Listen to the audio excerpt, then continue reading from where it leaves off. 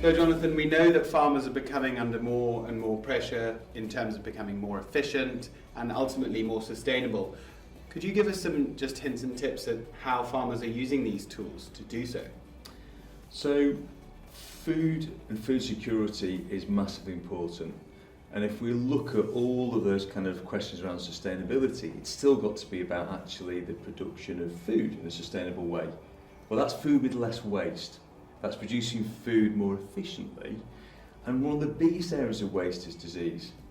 We burn kind of megajoules of energy that comes forward, and we lose potential productive output because of the burden of disease.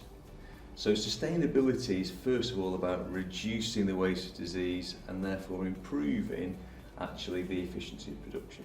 Sustainability is also really about reducing waste. So a lot of our approaches can be blanket approaches where we feed a herd in the same way or we treat a herd in the same way.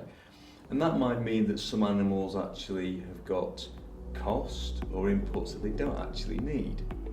Precision approaches reduce waste, and a great example of this is actually levels of protein feeding, where often we overfeed crude protein in rations to try and make sure that we supply the right essential amino acids, but that leads to additional ammonia waste, bigger impacts on the environment. If we can target amino acids, we can actually reduce some of the crude protein levels in some of our rations.